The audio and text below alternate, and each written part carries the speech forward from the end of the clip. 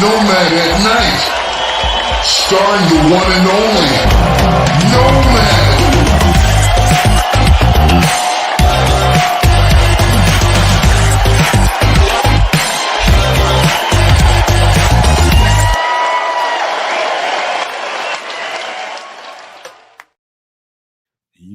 Yo, no maniacs. Welcome to the show. This is Nomad at Night. I am your host, Nomad. And here with me tonight, I got my guy, the Canuck. I got Brian, Country Brian, up there at the top. And my guy, the dude is down there with us. I don't know how long he's going to stay, but he's here with us now. But I got to tell y'all real quick about a little conversation I had with myself, probably about an hour or so after the game. So myself started asking me questions. Self said, Nomad, if the Bears get the win today, I said, yeah. He also said, Nomad. He said, how much did you guys win by? I said, it doesn't matter how many goddamn points we won by. We got the win. That's it. Period. We got the dub. And I enjoyed every last bit of it. Looking at some replay of the game, I didn't get a chance to watch a whole lot of it, but I got a chance to watch a pretty good amount of it. Man, I'm telling you. This dude, Darrell Taylor, and I said this on Twitter a few times, might have said it a few times here on the show, but it's worth reiterating. Darrell Taylor in the 3-4 is almost a waste of his talent. He's very athletic, very, very athletic, and can drop back in coverage and do some of those things that 3-4 linebackers or defensive ends do. But in a 4-3, fellas, in a 4-3, that dude can hunt. And when I say hunt, he can hunt. That dude you can really get what your money's worth out of that football player in a 4-3 defense, man. And I can't wait to watch the all-22 because on the brief replays, it looks so good. He looked so good off the edge. Now, granted, he was getting a lot of those wins against J.C. Latham, who's a rookie, but still, he's going to win like that against almost any left tackle in the league, man. He's just that fast and quick off the edge. Special pass rusher. And I'm telling you, we got fortunate, and that trade is definitely paying dividends right the F now. And so with that being said, man, I just want to start the show off that way. And man, Chicago's feeling good right now, and we should. We play some Chicago-style football. Defense put the brakes down, came away with the dub, and that's all you can ask for. We had some hiccups and some stuff to talk about tonight, man, but hey, it's worth all of the conversation. So without further ado, let me pass it on to my guy, the Canuck, with some pleasantries right quick before we get cut. Hey, that's me. Yo, Bears win. And that's the moral of the story today, guys. We're gonna chop it up, talk a little bit about the minutia and the details and what went well, what didn't go good, and what did go good. But let me just give you guys some love before we get deep into all that. Start with my guy, Junior. What's cracking, Junior? King Booker World's out there. Katrina Pullen's with us. AC Adam jumped in. Wait a minute. Oh, Super No Maniac King Booker World's in the chat. We also got Black Diamond, Super No Maniac Black Diamond with us. Smitty Q's with us. Shout out to the Plankster just for the sake, because God loved the Plankster and the She Plank. Who else we got out there? Jay Grizz, Cornelius Squalls, number 2 No Maniac, Cornelius Squalls. Lula Shower is with us, or Lula Chat, depends on what part of the world you're at. Joseph Archer's holding it down. Patty Laura's number 1 in the chat. Hey man, let's keep it rolling. I'll throw it over to the dude and then up to Mr. Brian. It's cracking, dude. Not a whole lot. I mean, I feel good, but I'm a little sour, but it's week 1. You can't overreact to week 1. It is what it is. They have a good secondary, but I would have liked more than 85 yards from our quarterback. I'm just going to say that. Brian, you can go ahead. Well, welcome again, No Maniacs. Always glad to see you and talk to you. Same with the guys on the panel. First game of the season, everybody looks a little sloppy, all 32 teams. With that said, what we have talked about since training camp is how balanced this team is. And to me, this game was wonderful in the sense that it showed they was down 17 points at home and they fought back and won the game. That's character. Again, talk about balance. This week, it started with a special teams play. A blocked punt, scooped, touchdown, and all of a sudden, the gates of hell opened up. Here is the Chicago Bears. Next week, it could be the offense. And I know this is unpopular to say.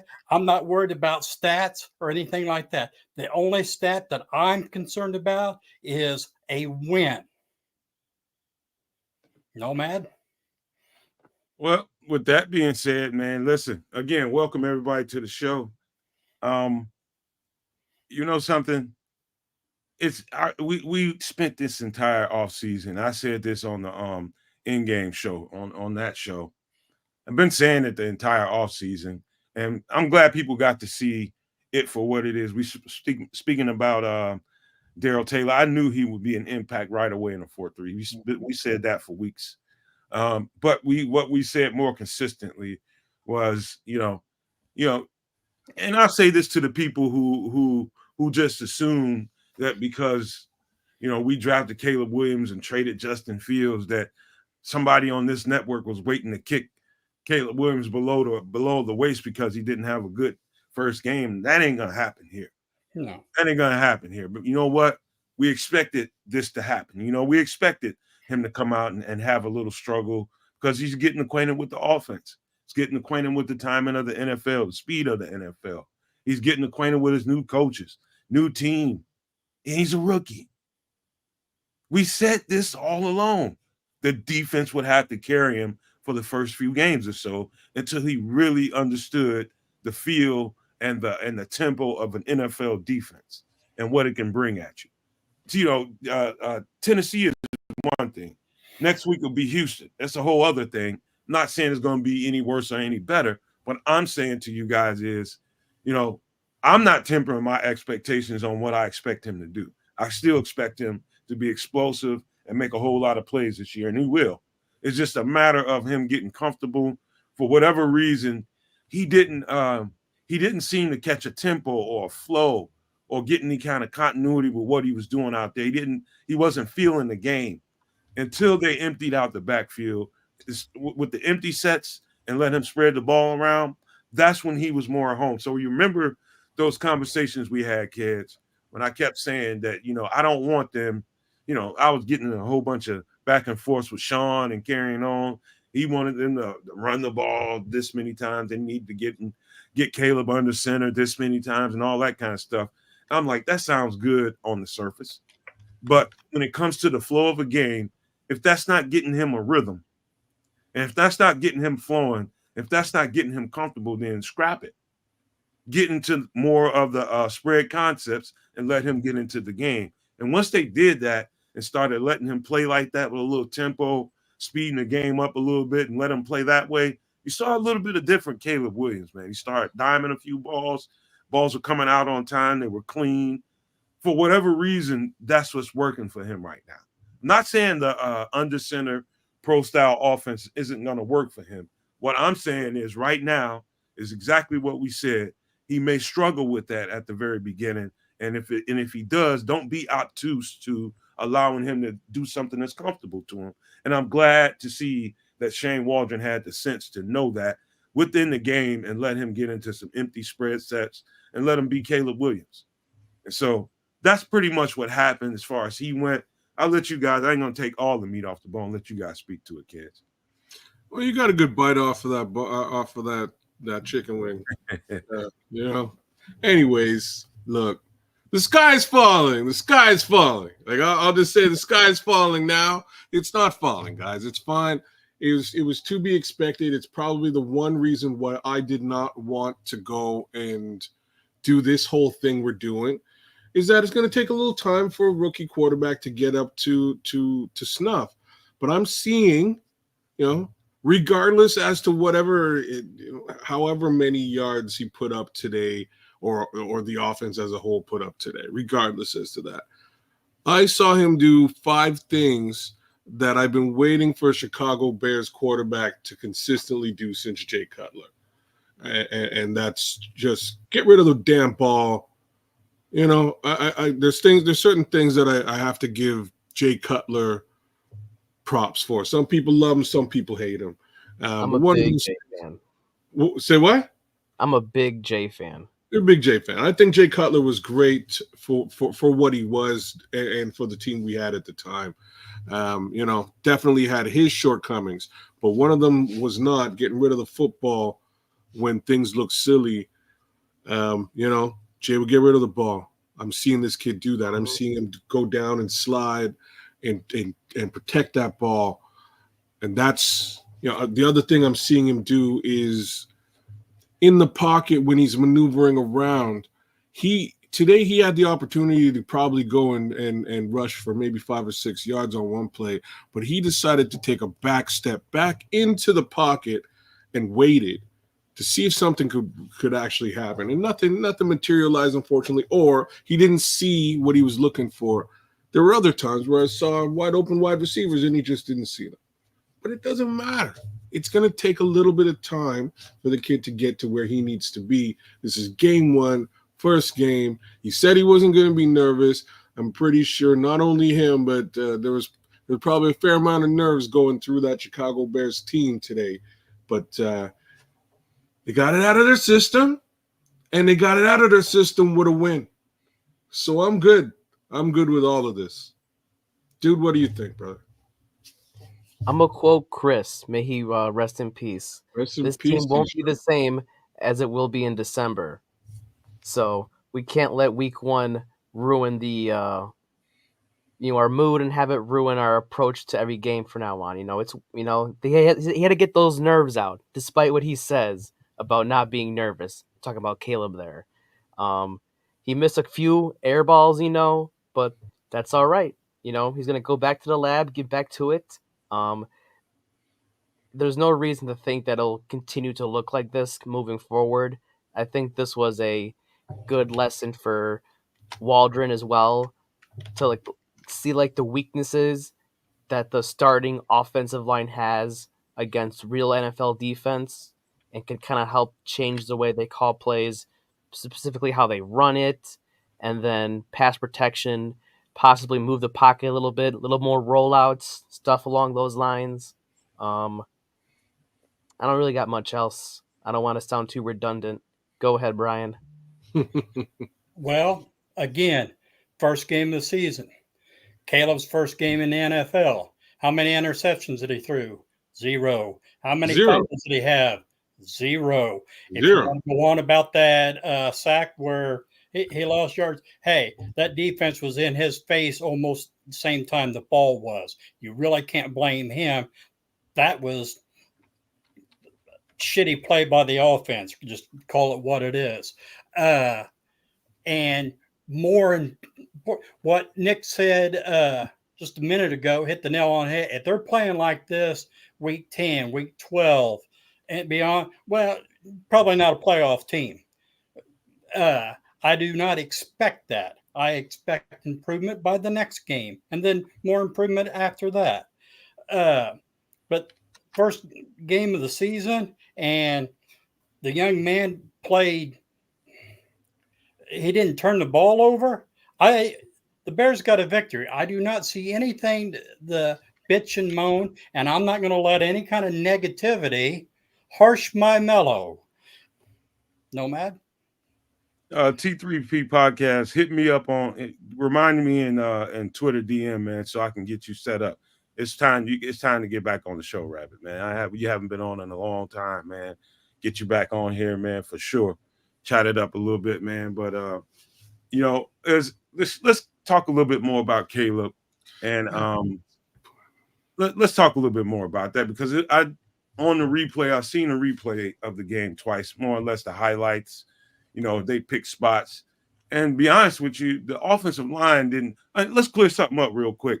I don't think Nate Davis was pulled from the game because of anything other than I think he got hurt. Something was going on with him, and they pulled him out somewhere in the first half, but he came back in the second half, wasn't right, and they pulled him out again. So I don't think they sat him, they benched him or anything like that.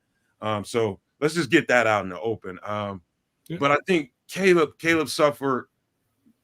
I think there's a combination of things going on.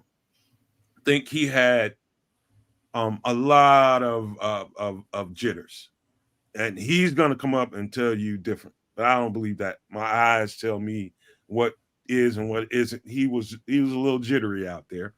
The speed of the game, and the different things that I think the Titans were presenting him pre-snap was starting to. He was thinking out there, and so kids, some of those times when it looked like he was getting bad snaps, no, he was just reading he was waiting for post-snap motion.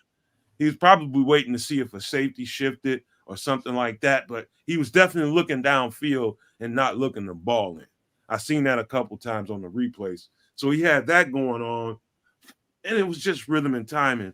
It was, I would tell you with a straight face, guys, that he probably left 14 to 21 points out there. Yeah, that's a good estimate. Yeah, 14 to 21 points. One in particular, we had him on the Mitch Osborne. Holy cow. Thank you so much, Mitch. Mitch said that I was at the game. First half fans were brutal. Second half, it was electric. Caleb was under pressure all night. Titans D looked ferocious. The middle of our O-line was getting tossed. But, man, Caleb missing Keenan he's laughing, but Tory Taylor was worth it. Hell yeah, Mitch. And thank you so much for the super chat, man. Big ups, brother. I mean, I can't say that Caleb missed Keenan. He did. He got the ball got knocked down when we were in the red zone. Mitch, that ball got knocked down. Keenan had that ball was a touchdown. We had him in the red zone. Keenan beat him on the inside move. That ball was going to be a touchdown, but it got knocked down. But then that one whole shot that Caleb missed, Keenan wide open. I don't know if that would have been a touchdown, but that damn sure would have put us in scoring territory and got us down to 15-10, somewhere like that. But shout out to Mitch Osborne one more time for being so damn generous, man. Big ups, Mitch. Thank you. But let's talk about that. He left that shot that he missed. What's his name? DeAndre. Help me out, guys. Carter? DeAndre Carter. He missed DeAndre Carter. That's probably another 7. You know what I mean? So he definitely left 2 at least, to 1 to Keenan, and I think that one to DeAndre Carter was to the house. Well, he was definitely feeling jitters today. He did some stuff again that we didn't see all preseason. And again, limited snaps and all that. It's a preseason game. It's a little bit different than a live, full speed NFL game. Different situations. But he wasn't getting his feet set, and that was the thing that, I'm so fine with all this stuff. He's gonna go back, and this is what I like about him. They're gonna go back and sit in Flus's office on Monday and go, all right, so what do you see in this tape? And they're gonna go over it. And the first thing that they're going to see, that Caleb is going to see, is that he was not getting his feet set. And that's why he was sailing those balls. But he'll correct that. And he did not look like that in preseason. Even on the run, he was getting his feet set the correct way and launching the ball with the right torque. So I'm confident he'll straighten out those little things. Other things that kind of jump out to me was tip balls. Say what? The tip balls, man. That was exactly where I was going, bro. That's exactly it. Tip balls, throwing balls in the back of people's heads. We got to be a little bit more cognizant of that. I'll also say, Tavondre Sweat's a big boy, a big tall lad, so that doesn't help.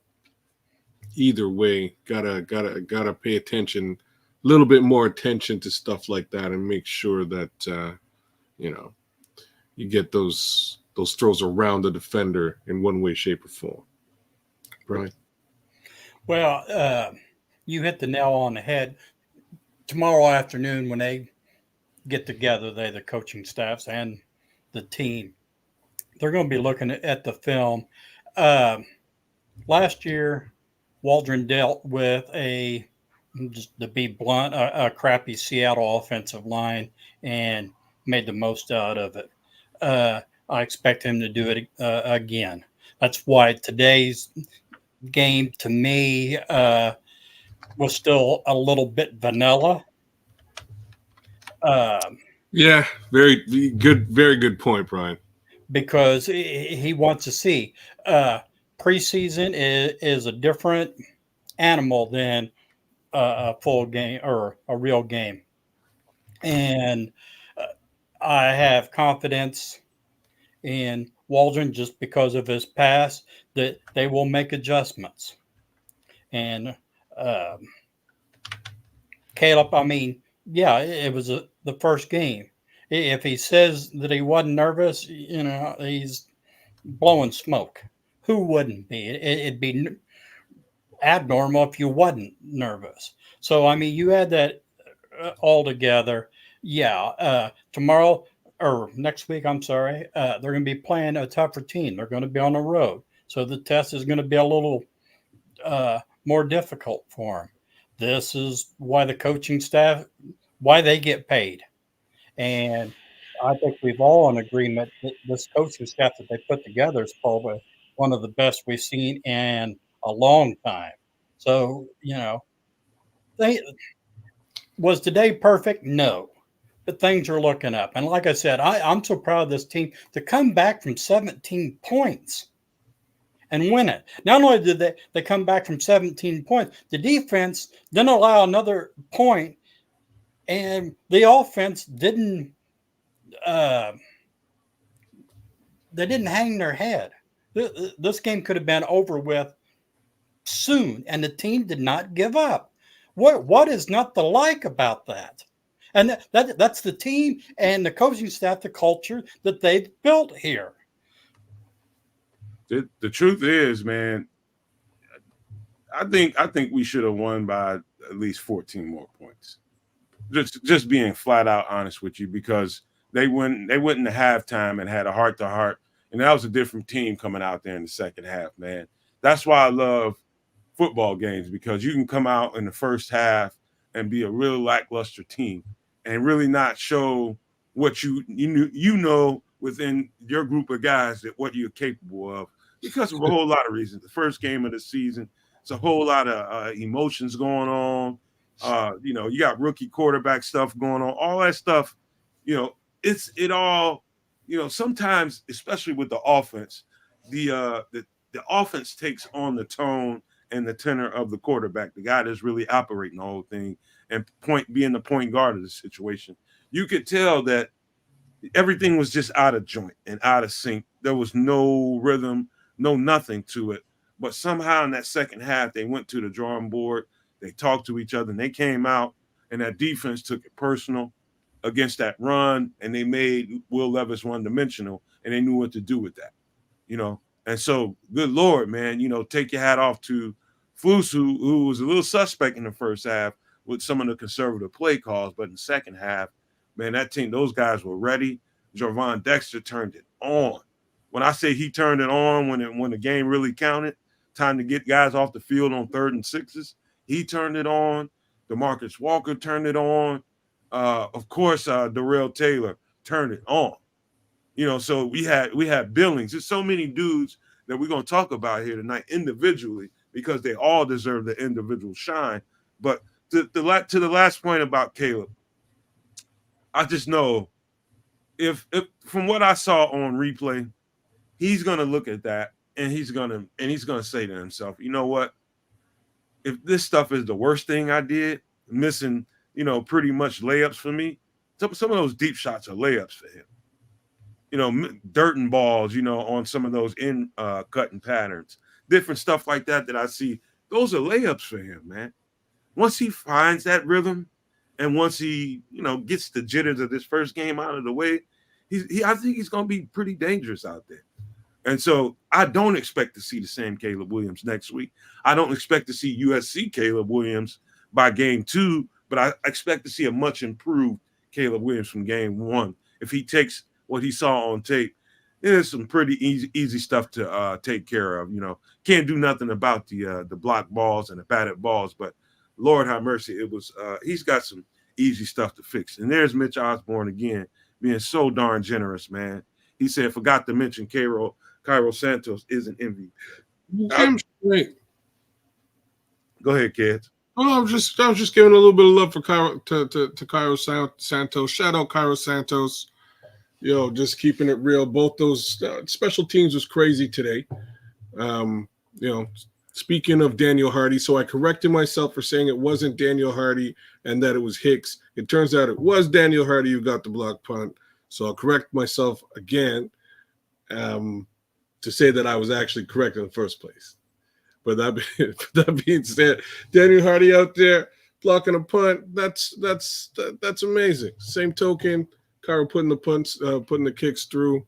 We need those numbers, man. But hey, like, if we're talking Caleb Williams, and or Flus in the offense and the play calling, I was a little bit upset with Flus's first half. Going into the locker room, he clearly turned things around and made the needed adjustments. I'm glad that he did. There's been times in the past where he's made no adjustments. Let's be honest about that as well. Thing is, they came into this game with the more obvious game plan, and that was to run the football, right? Like, anybody could smell that coming. He's a rookie quarterback, and Tennessee knew it. And Tennessee had basically 8 in the box for that whole first half. They were a little bit worried about what this running game might look like with DeAndre Swift, and made sure it didn't look like very much. Once things looked a little bit sideways and they let Caleb into those empty sets, things started to look a little bit more traditional. He started to get a little bit more comfortable. But as I'm saying, man, like we had a couple of games. Like there's going to be a couple of games. Not over either, kids. I mean, that should be one of your bigger highlights. Bro, that is such a high point of the day. In a terrible day for this quarterback. 0 turnovers. You didn't win it, but you didn't give it away either. Well, we did win it. We won the game. I'm saying he didn't win it, but he didn't give it away either. And that is of the utmost importance. There's going to be days like this, and you have to. And like, as I'm trying to say, let's be honest. These days are going to be now. He's going to have to learn and grow and progress until at some point it clicks. And you could almost, like, this is also how CJ Stroud's, hate to make the stupid comparison again, but this is how CJ Stroud's last season went too, guys. First couple of games were a little bit shaky, and then boom, it clicked. It all started to make sense, and it was an upward trajectory from there. So I kind of expect Caleb again over the first few games to be a little bit shaky, and for this thing to ride on the shoulders of the defense. But I think this defense is really, really good. And with the exception of next week's game and maybe the game with against the Rams, I think they have the ability to pull out the better part of the first 10 games of this season. Real quick, let me make a note of this. Something I noticed watching those replays. And this is a way how you combat teams that run play action and bootlegs and things like that with an athletic quarterback like Caleb, is you have your edge rushers or your outside linebackers, which is that's the case in their 3-4 front. You have I think they were, I don't know if they were running 4-3 or 3-4, but either way, you have your edge rusher rush upfield and not towards the quarterback, and not try to go after the quarterback in a roundabout way. You just have them rush vertical, get up the field, present yourself, and force the quarterback or the when he's rolling out, he's going to roll out and see pressure, right? Instead of rolling out and seeing space, he's going to see an edge rusher in his face because he had the outside guy run a vertical pass rush route. Basically, you just taking away space for him. So you'll see that on tape too, man. That's a good cheat to be bootlegging quarterbacks that can run the ball. You know what I mean? You just have your edge rusher rush up the field instead of having them attack the quarterback. And so you'll see that too. Mitch Osborne, Must have man. hit the lottery. Must have hit the lottery, but Lord have mercy, he is being Those built. parlays are paying off, Mitch. He says, Miss says, I Go ahead. love the NFL season. Had Jameer Gibbs first TD, sharing the love. Did y'all see the stat that he broke of starting losses rookie quarterback? Shows the strength of Ryan Pohl's roster build and hope the wide receivers are okay. Each got banged up 1 point. Yeah, all those wide receivers. I'm not sure if Rome went down, but definitely DJ went down for a minute there and came back into the game. Keenan Allen went down for a minute there and came He's back. saying that Rome got rolled up on some. Did he way. really? I didn't see anything happen to Rome, or at least I didn't notice it. But it's possible. It's a dangerous sport. You know what I'm saying? It's a dangerous sport. But hey, like I'm impressed with the situation. I didn't know that Gibbs scored. That's some fantasy love for me because I got Jameer Gibbs rocking. But anyways, on some other stuff. Man, Superflex gonna be fun this season. Anyways, y'all. Long story short, man, Office got some work to do, and I think it's gonna be short work. I think he's gonna come into his own very soon. Might take a couple of games. But all we got is time and one of the better defenses in the league. Man. Yeah, bro. So where do you want to go next? Brian, you Well, I mean, I've just went on about how balanced this team is, and I think with the close knitness of it, they feed off each other.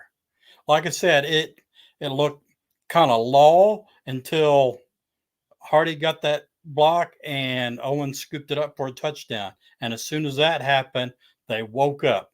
The whole team played better. I mean, the defense just plain shut down. And the special teams continue to play good with their coverage and stuff. And the offense with a rookie quarterback and a rookie wide receiver did not lose the game. Again, to me, this whole game, it started off bad, but it more than made up for it at the ending. I'm not going to piss and moan because everything didn't go my way. We got a victory. all right. So here's some other things that I noticed. Cole Kmet was almost not there today. Tight ends were almost not there today. And I don't know that it wasn't, and you have to really examine the all 22 to really come away with the proper, conversation about that. It's really surface watching is what the only thing that I did. The all 22 won't be out until tomorrow sometime or late tonight. But either the tight ends were not a big part of the game plan, or he was missing some. I can tell you for sure that he missed some reads today. I definitely seen Rome wide open a couple times. Definitely seen DJ wide open on some layered routes.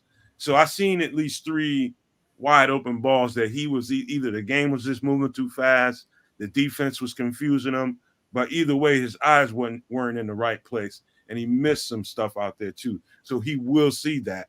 But yeah, the tight ends I thought was interesting, man, because I definitely thought they play a bigger role. But Cole Kmet was a non-factor today, and so was Gerald Everett. I found that to be interesting, kids. Yeah, it's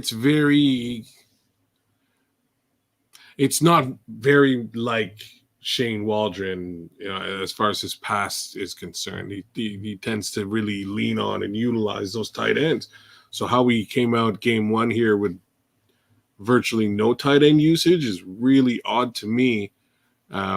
Quite frankly, yeah, man. Like we saw Travis Homer out there twice today too, and in both of those situations, it's a little bit odd to me. I'm not sure why was Homer out there and not Cole Kmet or Gerald Everett. It's a little bit odd. I don't know. I'm not sure where to. You know what I'm saying. I'm not sure where to go with the whole offensive scheme situation, but I think it was just because they really wanted to rely on the rush today until they got to that point where they just couldn't do it anymore. What are your thoughts, Brian? Well, you hit the nail on the head. What Everett and Komet just got 2 or 3 passes combined thrown their way.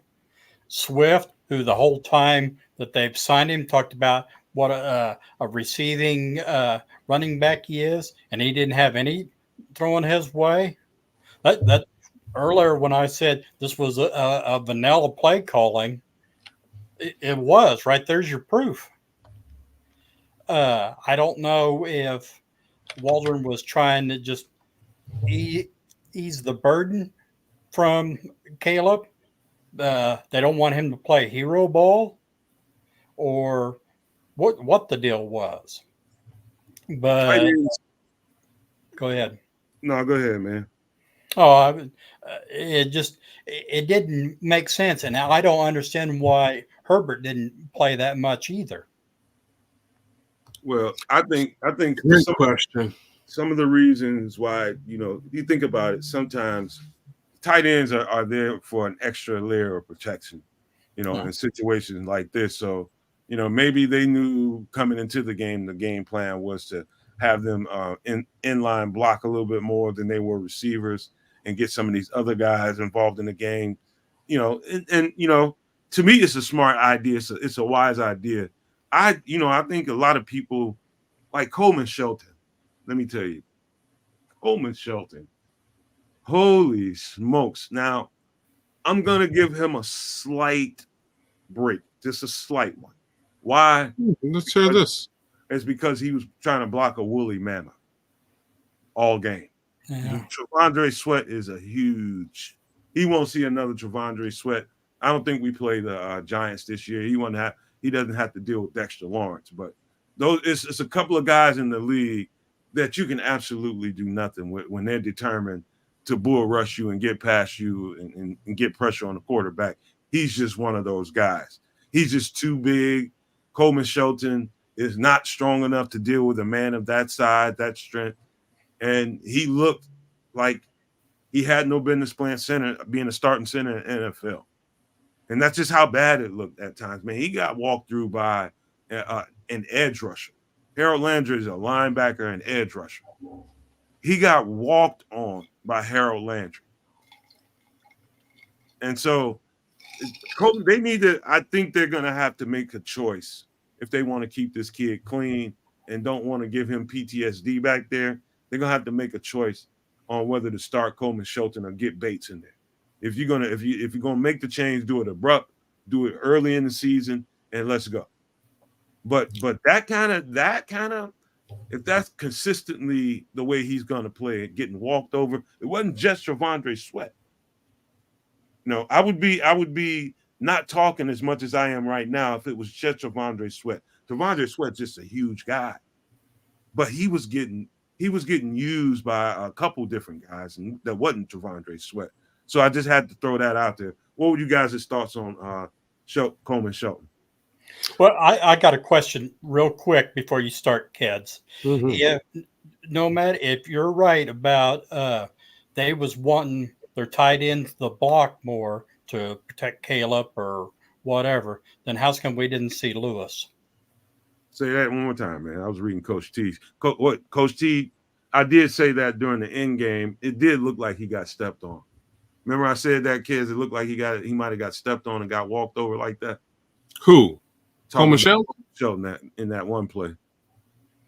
Oh, so maybe he's playing hurt after, is what you said? No. When he got bull rushed and pancake, it did look like he got his foot stepped on or something. So, Coach T, good observation. I think that's probably true.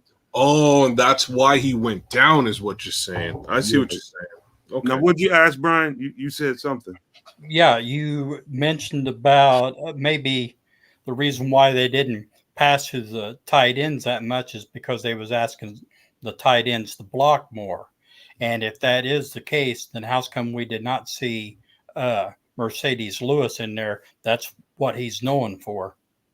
I've seen him in there a couple of times. I can't tell you, I couldn't give you a snap count or anything, but I definitely saw him out there. You saw Mercedes Lewis out there. Didn't see him. He was out there a couple times. I didn't see him. Definitely didn't notice that. Yeah, I didn't. Yeah, he was out there. I seen it on the replay. I watched a couple of replays, man. He was out there, I would say a time or two at least. He definitely got on the field. So, I mean, it's you know what, Coach, if you wanted to come through here and speak today, man, I will send you an invite, man. But I really believe that they need to make a move and put Ryan Bates at center, man. I don't think, because I seen all the Shelton I saw on Rams footage when I was watching him when we got him. I started to see a little bit of that come out of him today, man. A lot of bit of that, to be honest with you. He just sometimes he doesn't look like an NFL center. Sometimes he does. Inconsistency is probably the best thing I could say about him. So there's the dealing with Devondre Sweat thing, but there was also there's one snap, and like, you know, I'll have to go back and watch the rest of this game again just to get a closer look as per normal. But there's one snap where Coleman Shelton is all by himself, blocking nobody, stops, looks to his right, sees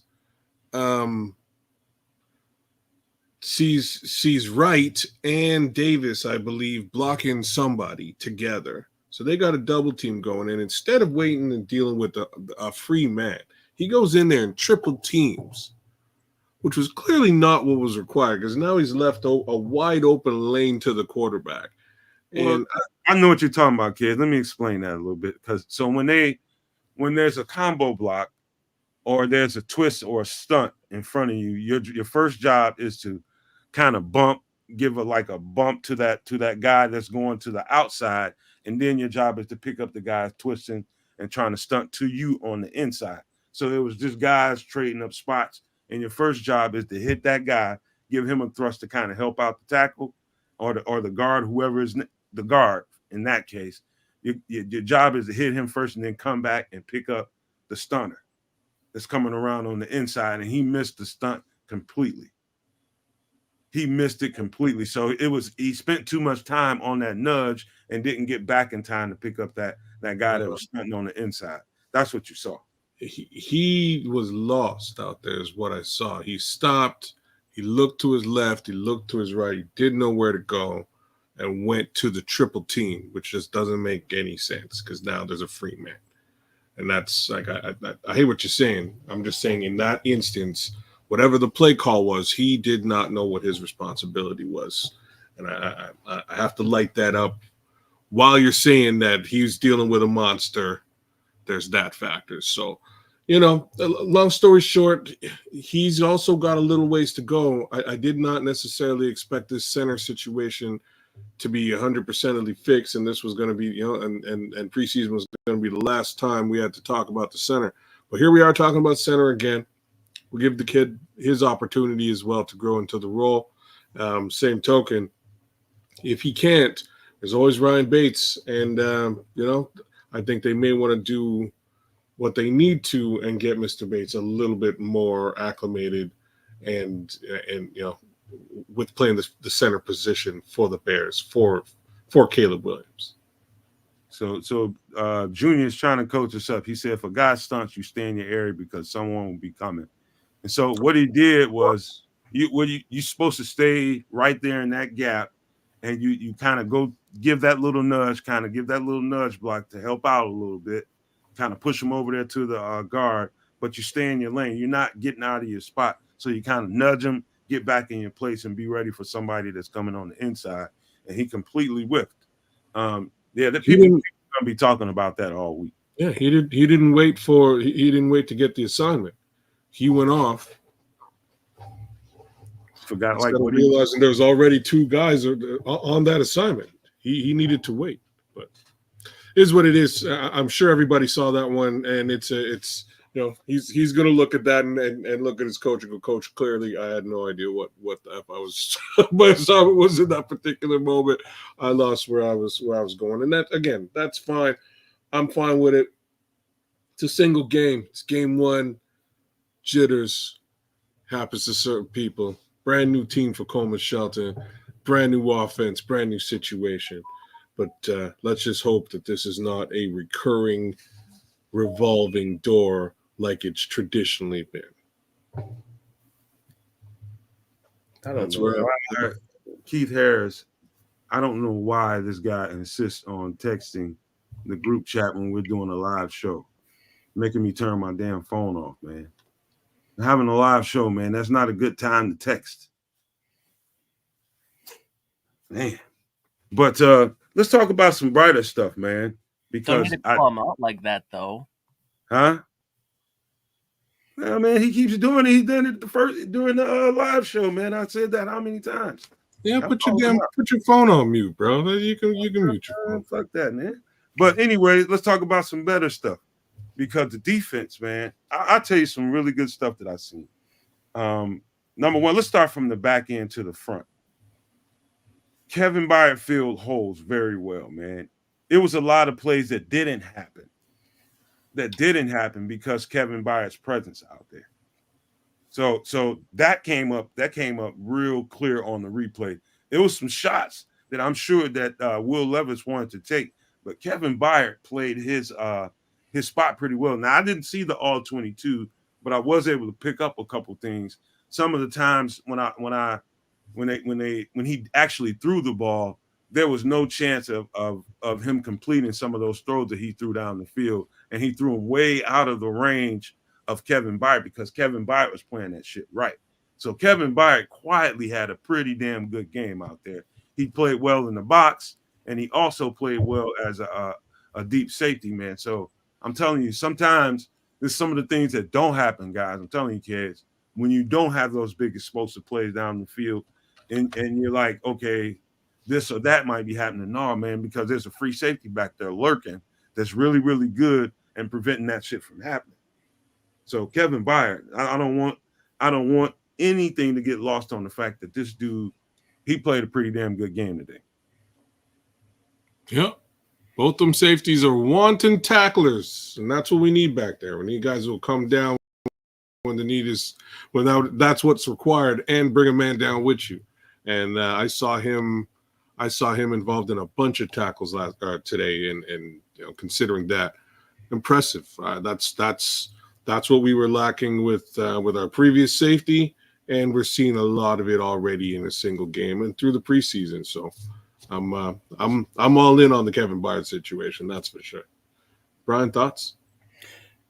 Ditto to both of you, and there's nothing that I can add. Happy that he's a Bear. Yes, indeed. But yeah, you want to talk about some of the best. I guarantee you, by the time the all 22 comes out, I guarantee you the two position groups that people are going to be talking about the most are the linebackers and the D-line. And the way they got pressure, the D-line, the front. But let's talk about TJ and Tremaine. They played lights out today. When I say lights out, this is both guys deserve Pro Bowl appearances, kind of lights out today. I'm telling you, those two linebackers were stellar.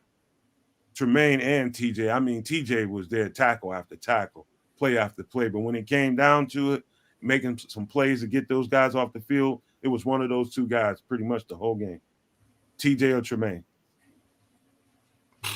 Man, I was really waiting for this type of linebacker play to jump off last year, game one. I was really hoping for it. That's just not what we saw. But today, oh boy, TJ Edwards is amazing, y'all. Every cent of that contract is worth its weight, yo. Trust me. My guy's out there just tackling anything that moves. If it's moving, he's tackling it. It's on the ground. He's putting it on the ground, tackling it. And Tremaine's all over the place too. He's getting involved in tackles, but more importantly, he's getting in passing lanes, chasing down Tajay Spears in a situation where he's got him dead to rights the entire play. Impressive. I was impressed by both of these guys today in a major way. And I know we're going to see that all the way through the season. because I know Mr. Edmonds got a little chip on his shoulder that he wants to remove, and I think the only way he removes that is by winning football games. So let's continue to do exactly that. Big ups to both of those guys. They were amazing, that linebacker core. Before you go, Brian, let me point out something. Derek Carter made a very good point. There was a third and 6. And that's what I'm talking about against Tajay Spears. Yeah, that was a mean ass play right there. That was guillotine, get off the field. Yeah, Tajay Spears caught the ball. He did the play. It was a nice play. You know what I'm saying? It was a nice play. Went right to him. He was in on a slant. He could have easily made that first down, and TJ made sure that. Sorry, not TJ. Tremaine made sure that wasn't going down. So I'm impressed. Man, I just those two dudes, I think, with a year under their belt in the system. You got to remember they just got here last year and we're learning, what the calls were, what the scheme is.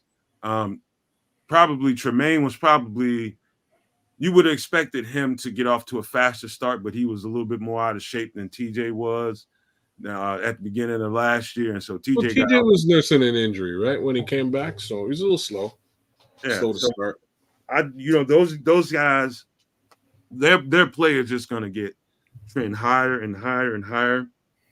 They're going to execute at a higher rate each game. I'm telling you, man, they're comfortable out there. I could say that defense, once they kind of sunk their cleats into the turf and decided, okay, we're not giving you anything, man, they were different, man. But I'm telling you, that linebacker core, the law firm of Edmonds and Edwards, that's what happened today. It was they were impressive in that second half for sure.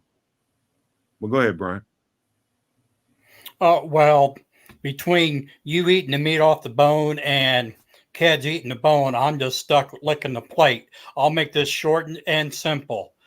The Bears have the best back seven in the NFL, and they proved it today. Nomad? Yeah. 0 points in the second half.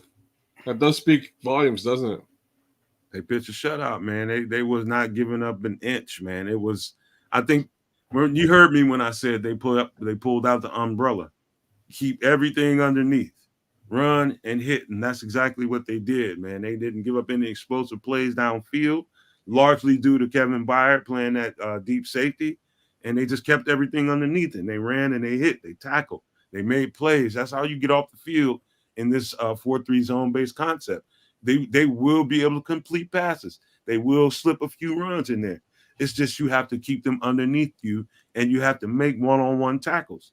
You can't, it was a couple times, I think Scrolls mentioned that, Pollard might have gashed. Tremaine missed a tackle, I believe, on that play.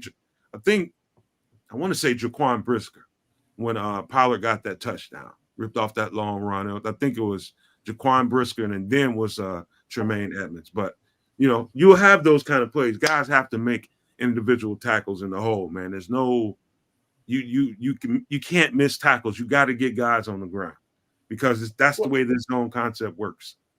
Well, if you want to, split hairs, technically, Stevenson should have had either a pass deflect or an interception, and Jaylon should have had both of them in the end zone 2 different times. Yeah. I mean, if you want to split hair every single play, go by that, then yeah, technically they did. Man, I'd pay to see a buddy cop movie starring Lance Briggs and TJ Edwards. I'd just like to put that out there for the world. I'm just saying, they're like the same. Like he's like the second coming of Lance Briggs to me. He's everywhere. I'm telling you, man. You heard me say TJ Edwards is my favorite player on this team. I mean that. TJ Edwards is everything, man. He's just pure football player, man. The fundamentals of the game aren't lost on him. You get your opportunities, you make tackles, you get guys on the ground, you don't miss. He rarely misses. When he sees something, it's like see ball, hit ball. is kind of what coaches say, man. And TJ is the epitome of that. I don't know how I think we're fortunate the fact that TJ's from here and he wanted to come home. Otherwise, I think TJ could be anywhere. He'd probably be back in Philadelphia. But I'm telling you, he is the gift that keeps on giving. I'm telling you, TJ Edwards is the man. I just want to sorry, Go ahead, Brian. Oh, I just want to say one thing about TJ. Stat 10 solo tackles, 15 total tackles. Yeah. That was that TJ or Tremaine? Was that TJ or Tremaine? That TJ? was TJ today. TJ. Okay. That's TJ. There's no question about it. Wow. You getting 10 sacks a game? Sorry, 10 tackles a game, bro? That's crazy, bro. That's single tackles. This dude doesn't get the love he deserves, man. TJ. No. He was overlooked big time honestly, he was overlooked big time. His numbers rivaled Roquan Smith. They're very close, if not better, but very close. I'm surprised he didn't get a Pro Bowl nod of some kind, just off of stats alone. Forget what team he plays for. But hey, I'm fine with it. I'm going to go out there and play with his hair on fire one more time, one more again, especially if he's looking to get those type of accolades. Because this season, I think he could do it. I'm gonna tell you another thing, man. This one of the things I regret about those lovely days with Briggs and Urlacher. Briggs and Urlacher was the guy on the Wheaties box. He's the guy in all the commercials. He's the guy getting all the notoriety. Big, tall linebacker. Everybody's talking about. And all that time, it was Briggs that was cleaning up everything. He was cleaning up everything, same way TJ is. But I'm not gonna let that era. That part of it really pissed me off about that era. But I'm not gonna let. I'm telling you, the Nomad Network is gonna give TJ Edwards his love. I promise you that. You're gonna find out. But TJ, I'm not gonna let this era go by and people not show the love and respect to TJ that they miss giving Lance Briggs. Lance Briggs was way more important to that team. Not saying versus Urlacher, but he should have got a lot more love than he did, and it's just a shame. And I'm just not trying to see that happen with TJ. TJ is gonna get his props on this network, man, because he damn well freaking deserves that shit. TJ is a hoss out there, man. I second that emotion, dog. I can't put anything on top of that. You know what I'm saying? I just can't. He's out there doing it. To me, yeah, second coming of Lance Briggs. And I also kind of have to flip it the other way and say that Tremaine does a real good Urlacher impression for a 6'5" black guy with dreadlocks. Like they look a lot alike over there when it comes to length and ability to get into passing lanes, be disruptive, and tackle. I have no issues with that linebacker core that we have here. I mean, they play the exact same role, kids. I mean, the exact same role. It's like role reversal. I mean, they switched out players. The same guy, just playing in a different. It's just a different look, man. It's the exact same stuff, man. There's really nothing different about what they were doing. And this defense looked very lovey-ish today, did it not, Brian? Yes, it did. But I want to give Edmonds the edge over Urlacher in the hair department. I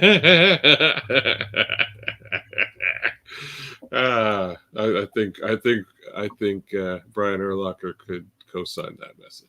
We have to get some of those Amazon dreadlocks and send them to Urlacher. Tell him to put his uniform on. No, he won't take him. He's got his own hair. Well, didn't he file a lawsuit against that hair company? He did. He had something going on with some goddamn hair. What was that all about? So I don't know if they took the hair back or what. That's freaking funny, man. But that defense, kids, did you see some Lovie Smith era out there when you saw the Bears today? Did you notice the similarities? Yeah, it looked very Lovie Smith. It did. Yeah, it did. I could kind of feel it as it was going today. Same token, it did have a lot of flus. Like I also have to say, it did have a lot of flus. There wasn't a lot of blitzing going on. I thought we might see a little bit more, but the blitzing that we did see was from the secondary, which is an interesting flus-like thing to do. He seems to do it a lot. We got some. I think we got Jaquan Britzker on a couple of blitzes, one by Kyler Gordon, which resulted in good things. But yeah, it did kind of look lovey-ish out there today. So I ain't got nothing bad to say about that either. All right, let me talk about a couple of unsung heroes that you guys will probably see this in some of the all 22 cuts. You know, people will be putting out hundreds of little videos of this player or that player. I'm bearing down. Let me shout out to I'm bearing down. He does a really, really damn good job of making sure these individual players get all of their love, man, because he'll put out everybody's snaps. You know what I mean? You want to see every Javon Dexter rep. You want to see every Darrell Taylor. You want to see every Montez Sweat rep. Tune in to I'm Bearing Down. If you're not a subscriber, you probably should be. I'm Bearing Down he makes a cut for all those guys, which is what I'm about to talk about. Was the front four. Number 91, who I'm not sure who that is yet. Number 91 and 93 showed up a couple times on tape. Some guys you don't even look. Everybody's looking like, who are those guys? Yeah, look up the roster and see who number 91 and 93 is. I'm pretty sure one of them was the guy we just got. I think 93 was the guy we just got from New England, and I think 91 is the guy James Williams we got off of Cleveland. Chris Williams. My bad. Was the other one number 93, you said? Yeah. Byron Coward. Is Byron Coward, was he out there? 93. Okay, so I'm confused. Hold on. Let me see. Let me look at the roster. It's Coward. So I thought Coward got cut, and then I thought he got on the practice squad and got released from the practice squad when we got the guy from New England. So he's Byron Coward still on the practice squad? Actually, him and somebody else got moved up to the 53, Friday? Oh, wow. Tell you how out of the loop I was, but he definitely showed up. Byron Coward was out there. He was a difference maker out there in the interior, and number 91 was getting off that ball, and he was denting that pocket too, man. That second half, those two players, you'll see individually if you watch the all 22 enough, and you will see that those two guys in particular made some kind of game-changing plays out there, just denting that pocket and giving those guys on the edge time to get home, man. I'm telling you, you'll see those guys stand out a little bit. Smitty QC. Go ahead, Kez.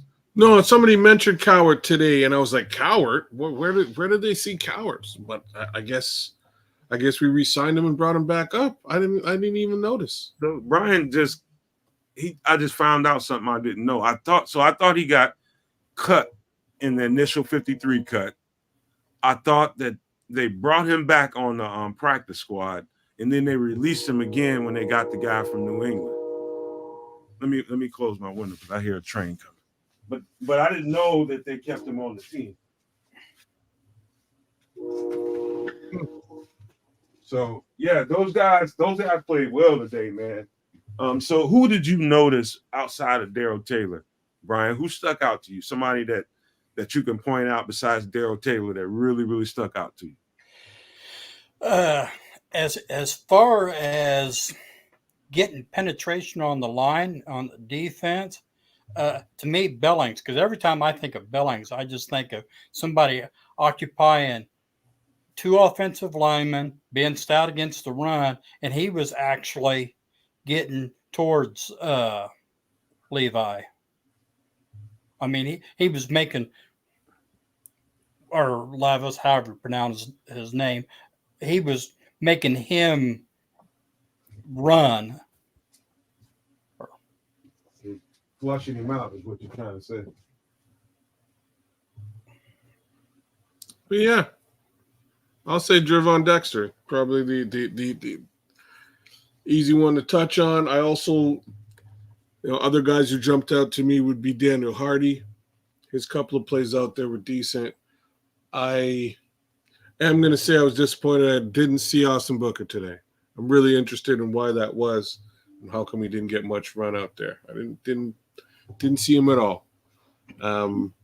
He played. He just, I mean, Did he? Oh, yeah. Yeah, he got out 94. I didn't see him get any snaps today, but got out there. I saw him a time or two. And on one in particular, he set the edge and forced the run back to the inside, which is exactly his job on that play. He did what he was supposed to do. They didn't come. I didn't see him on the field. What you were looking for was him on the field in pass rush situations. And so obviously they felt like Darrell Taylor was the better option against the rookie, J.C. Latham, in pass rushing down. So it was Darrell Taylor, Montez Sweat on the other side. And so there'll be different times when it may not be Darrell Taylor. It'll be Booker if they think Booker will give them some kind of advantage. But definitely it was Darrell Taylor on pass rushing down today, not Austin Booker. Well, I was going to say that's exactly what Flus said. Last week? Or go with the hot hand. And today, who had the hottest hand? Taylor. Hey man, I am not complaining. I'm just saying, just stating the facts. Yeah. I didn't see him very frequently. I definitely saw Darrell Taylor, and Darrell did the darn thing. So I'm not taking anything away from him or what he put on the field today. I hope he continues playing exactly like that, because that's the type of play we need on the other side of Montez. That opens up the center for Gervon Dexter to get disruptive too. So whoever's going to bring that pressure on the other side, let's go. So here was a very interesting nugget. Remember doing the in-game, kids, I said, here's Andrew Billings getting some reps at 3 tech, and he was getting there too. He was getting home too at 3 tech. I've seen a couple of plays, 2 or 3 different ones. I want to say 3, but I'm going to parse it at 2.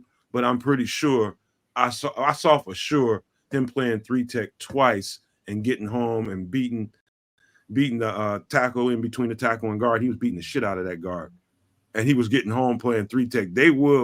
That's not an experiment anymore. They will play him at some 3 tech, and Gervon Dexter slid to the inside and played 0-1 tech. You know what I mean? And it looked good too.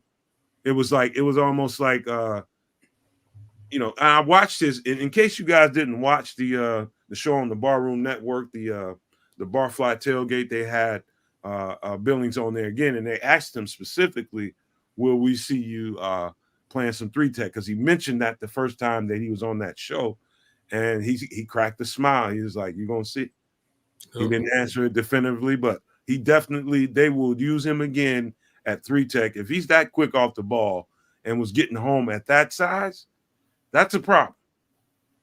That's a problem for any offense. A guy that big playing 3 tech, and then you slide Gervon Dexter into the interior, dude. That they were wreaking havoc out there, kids. And when I say they were wreaking havoc, they were wreaking havoc. Some of that stuff you couldn't necessarily tell on the surface because the game was happening so fast. But once you slow it down and watch that tape, you're gonna see some dominance in there at times. Well, and that's exactly why I said Billings was my surprise player. I think he's a real good choice because he made his impression felt today for sure.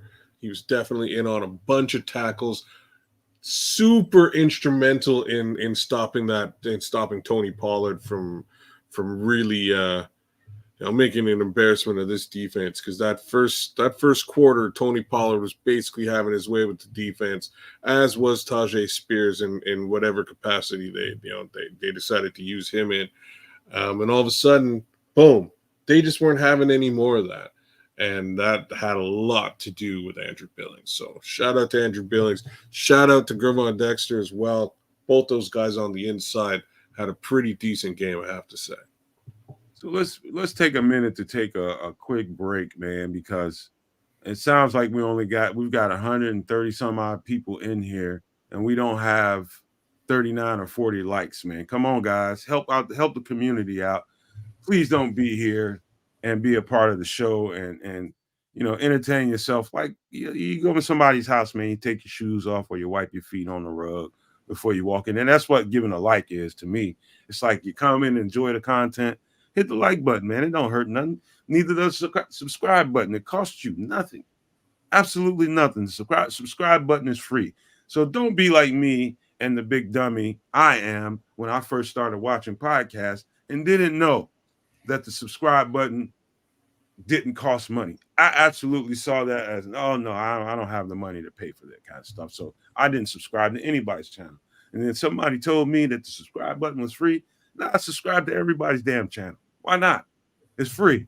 And if you like somebody's content, that's just a way of showing them respect for what they do, the time they spend doing it, and all that kind of things. So help us out if you can. We are trying to hurry up and get to 2,000 subscribers, and you guys can help us with that. But on another note, if you can and you are willing, please become a Super Nomaniac. So get you a membership for $4.99 a month. We're gonna this week, as a matter of fact, tonight, before we get off the show, we're gonna roll out our season schedule and show you what we have on the horizon coming up and when and where you can expect shows to happen and take place. So we got that coming up here in a little bit. But if you have the means and you are willing, man, please go ahead and get your $4.99 a month Super Nomaniac membership, man. We would love it. We could use it. It's a lot of things we want to do here on the channel, and you can help us do it by subscribing and becoming a member, man. Please help us out if you can. So thank you in advance to any of the new members that may come. We appreciate you, and thank you for everybody that's become a member so far, man. We love you guys. With that being said, Brian, I think the takeaway from the game, overall is going to be the front seven on the defense.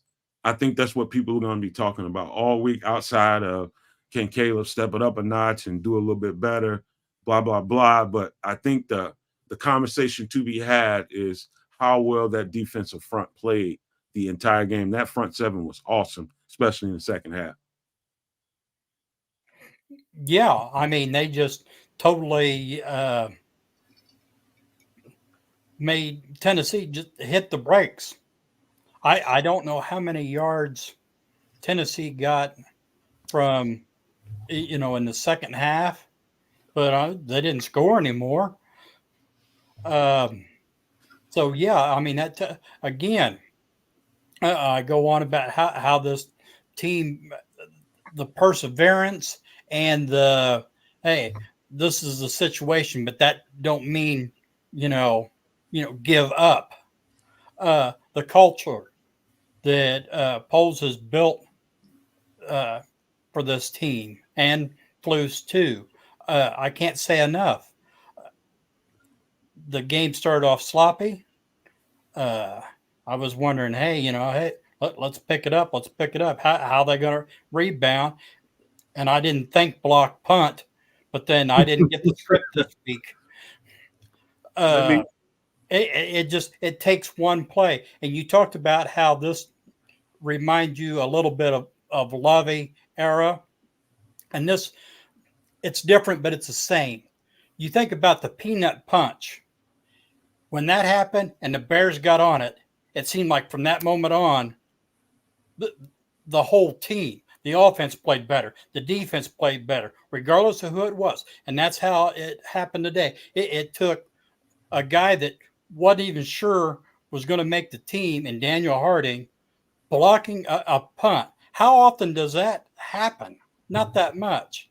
And then another backup player that re-signed, an ex-Green Bay player, scoops it up and gets a touchdown. And voila, all of a sudden, both sides are clicking. Well, I don't mean to interrupt what Brian is saying. Let me speak to MC Fact real quick before we speak to that. MC Fact is wondering if one can pay for a membership in advance $60 a year. I don't think so. I think they just they hit your card for $5 a month. I don't know how that works really, but I would just say on the surface, no. I think they just charge $4.99 a month out of you. I don't think they have the option. If somebody knows more than me, go ahead and tell them. But to me, I think that's how that works. Yeah, I don't know. There's not like an escrow. Well, I mean, like you could put it on a PayPal as a, for instance, throw $60 on the PayPal and just have it come out of there every month. It's one way to work around it, or you could just let it go every month on. Yeah, I don't know. A couple ideas.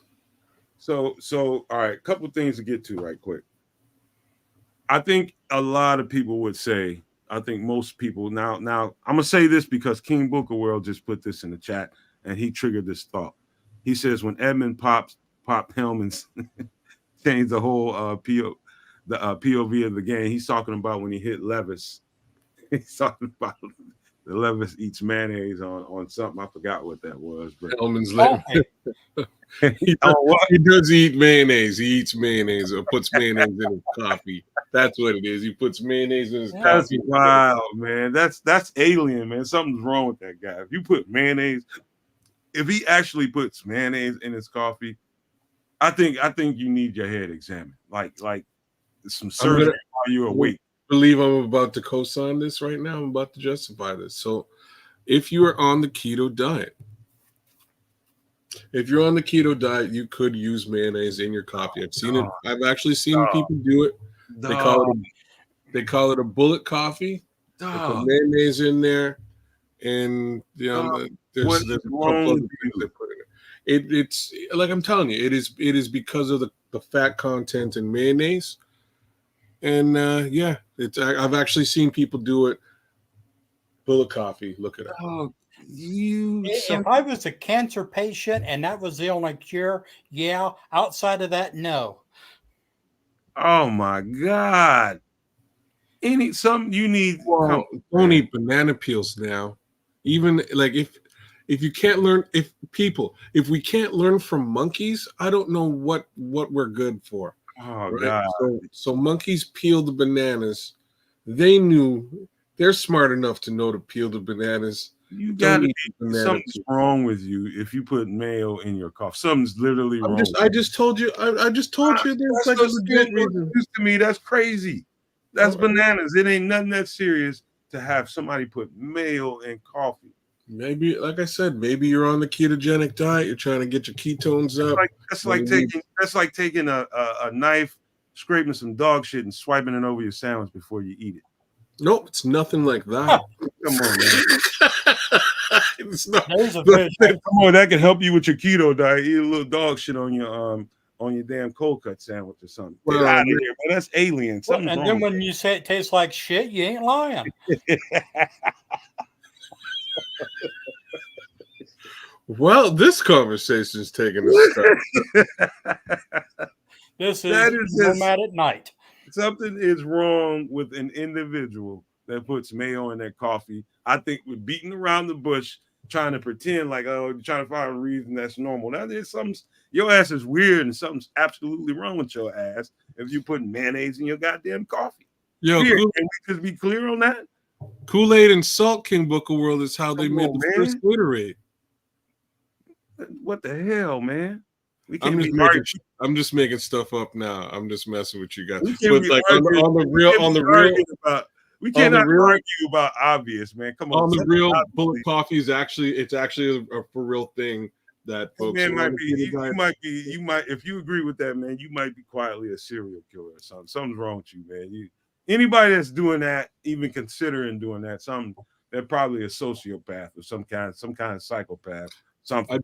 I bet you they weigh a lot less now than they weighed before they started drinking it. Well, hell yeah, they're still trying to get the damn taste out of their mouth.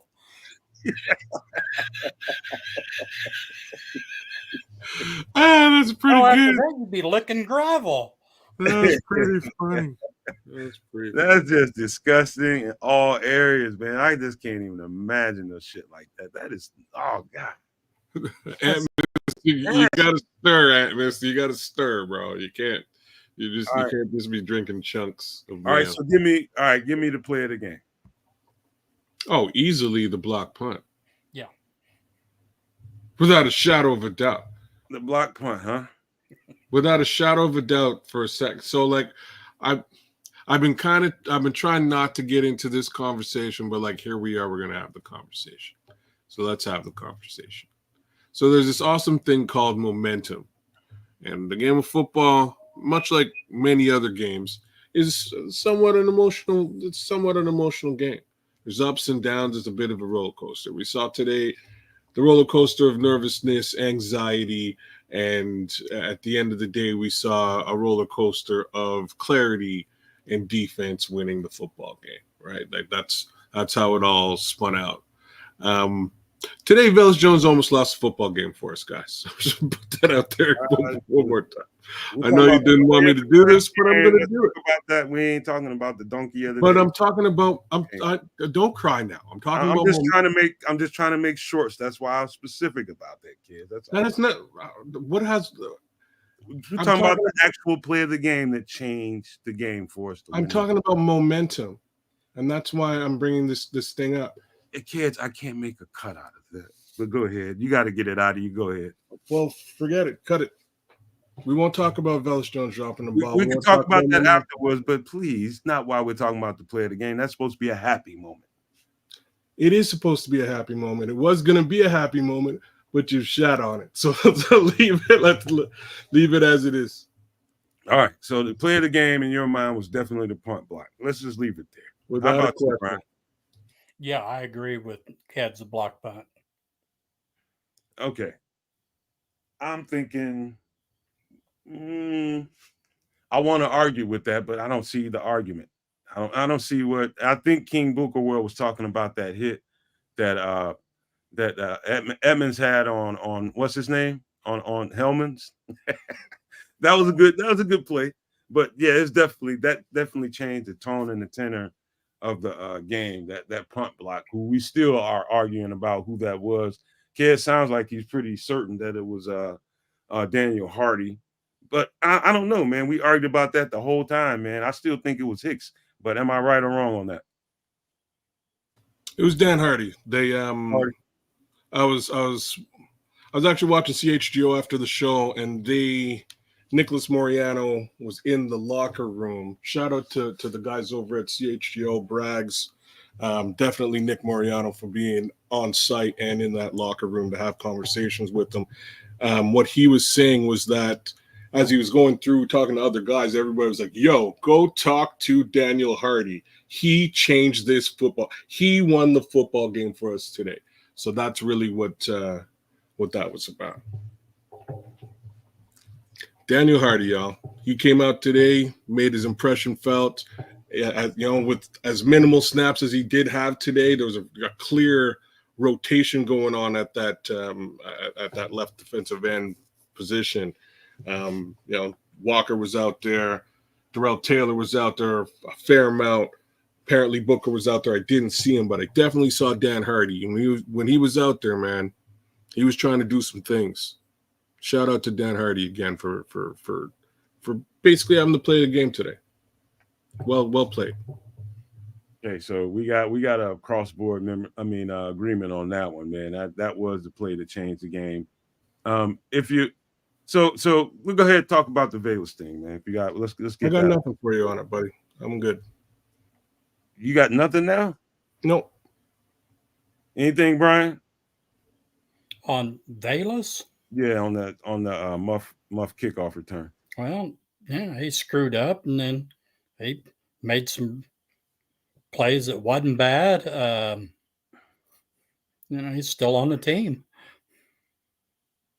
Yeah, I think they may want to evaluate whether or not Velus Jones. I mean, there's got to be a point to where you have confidence in a guy and you want to give him every opportunity, but then there's got to be a point to where, all right, we can't keep costing opportunities to the team and taking chances with him in that role at kickoff return or punt return. We know how explosive he can be. It's just the point of getting the ball. You know what? I think there's something wrong, man. I really do. I think there's something wrong, like visually or something is off with him. so that it doesn't feel normal to me. You know what I mean? Like normal. I've seen that guy return punt after punt after punt. I've seen that guy return kick after kick after kick while he was in college. Since he got in the NFL, something is off with him. And I'm not trying to make excuses, but whatever it is, until they get it figured out, they probably shouldn't put him in either one of those roles. You know what I mean? If you want to use him as a running back and he is explosive, do that. But putting him back there in those situations and setting not only him up, but the team up for failure, I think it's a bad idea at this point. I just really do think there's something going on. Well, I mean, you've talked about it in the past, and it makes total sense. I don't know. I'm not an optometrist. Nearsighted, farsighted, whatever. Somehow he don't have depth perception. Depth. You know what I'm trying to say. Depth perception. Thank you. Objects coming towards him, maybe he just don't see. I always thought it was something with confidence. I don't know. We both could be right, or we both could be wrong. Who knows? Yeah, I don't. I just something feels wrong about it, man. And I think he's. Yeah, I know everybody's got thoughts about Velus, and I'm not trying to make excuses for him. You know, I think they ought to take him out of that role for now. And then something is off with him, man. Mm-hmm. So I just have to say that. But yeah, I'd just rather see him back in the backfield or playing receiver or something like that. But putting him back there, it may be a depth perception problem, man. You know, I've run into people in my life, you know, I was mentoring or counseling that had that issue, man. And it's a weird thing, man, because normal sighted people can't imagine that kind of thing. But you know, you don't know how other people are seeing things. I think he should go to the doctor and get himself examined. Something is off. Well, just like James Hunter said, yeah, get those Eric Dickerson prescription goggles. Something. I mean, I know that was funny, but you might be right, man. He might need something. Oh man, the scrolls with the chat of the day, bro. Bell's got his hands on Timu.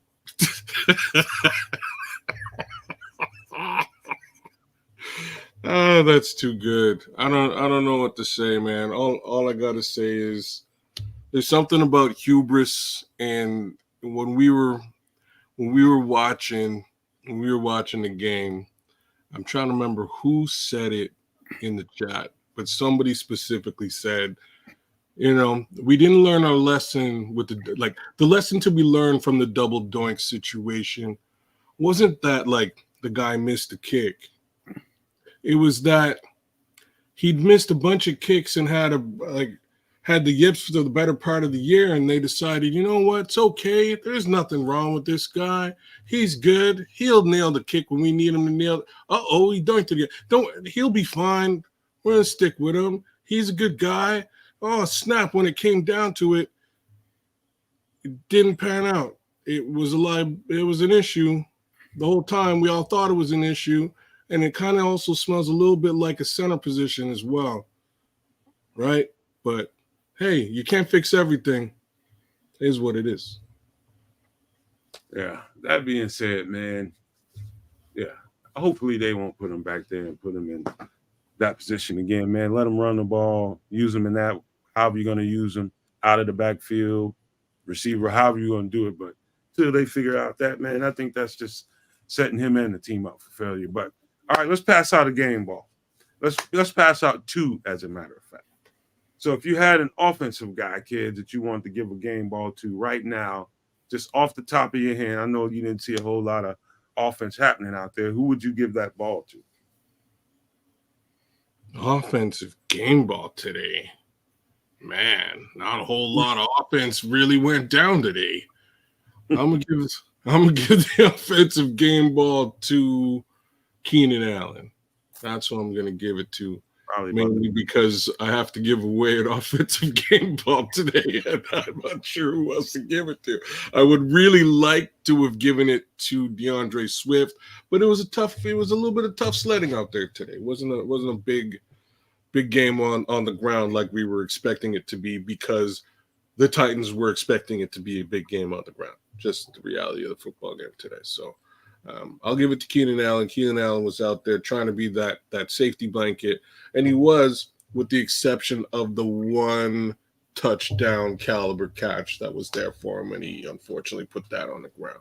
But hey, here's a hell of a thought. Cam C says Carter. Now we said offense, not special teams, but you want to throw that in there? Yeah. You know what? Yeah. You know what? I do. I agree. DeAndre Carter was monster today on special teams, and I think he probably put up close to as much positive yardage, as the offense did. So let's throw it to DeAndre Carter. I think he does deserve it. I agree with that. What say you, Brian? I'm giving it to DJ Moore because I liked how he used Cole Kmet to play peekaboo and got those extra yardage. I'm gonna mess all y'all up, and I'm gonna tell you why. I'm gonna say this, and I'm gonna give you the reason why. I'm gonna give it to Caleb Williams.